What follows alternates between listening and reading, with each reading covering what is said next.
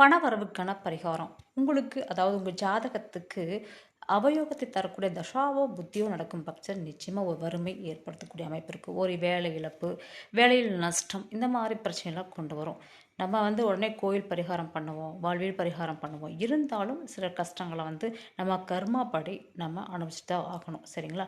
ஆனாலும் அந்த நேரத்தில் தாந்திரிக பரிகாரங்கள் செய்யும் பட்சத்தில் நிச்சயமாக நம்ம காப்பாற்றிக்கலாம். எப்படின்னு சொல்கிறீங்களா? வாசனை மிகுந்த பொருட்களை மகாலட்சுமி எப்பயுமே இருப்பாங்க. அப்படிப்பட்ட வாசனை பொருட்களில் பார்த்திங்கன்னா, ஒரு பாயாசம் வைக்கிறதுனா ஒரு ஏலக்காய் போட்டு தான் பாயாசம் வைப்போம். அப்போ எவ்வளோ கம்ம கம்ம கம்மன்னு ஒரு நறுமணம் வரும், எல்லாத்தையுமே பிடிக்கும், சரிங்களா? அதே மல்லிகை பூவாக இருந்தாலும் கூட அதுலேயும் பார்த்திங்கன்னா இந்த வாசத்துக்கு மயங்காதவரே கிடையாது.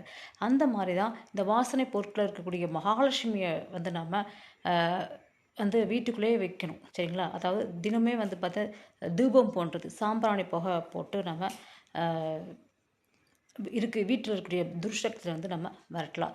வீட்டுக்குள்ளே பார்த்திங்கன்னா துர்சக்தியில் இல்லாமல் இருப்பதற்காக பார்த்திங்கன்னா பச்சை கற்பூரம், மஞ்சள், இந்த வேப்பிலை இதெல்லாம் பார்த்திங்கன்னா சேர்த்து வீடு துடைச்சி விடும் பொழுதும் கூட அந்த துர்சக்தி விலகி போயிடும், சரிங்களா? அதே மாதிரி வீட்டுக்குள்ளே ரொம்ப வாசனையாக இருக்கக்கூடிய அமைப்பில் பத்தி குச்சி பற்ற வைக்கிறது, அடிக்கடி சாம்பிராணி புகை தினமுமே போடுறது, இந்த மாதிரி பண்ணும் பொழுது துர்சக்திகள் விலகி மிக நல்ல சக்திகள் வீட்டில் குடியிருக்குங்க, சரிங்களா?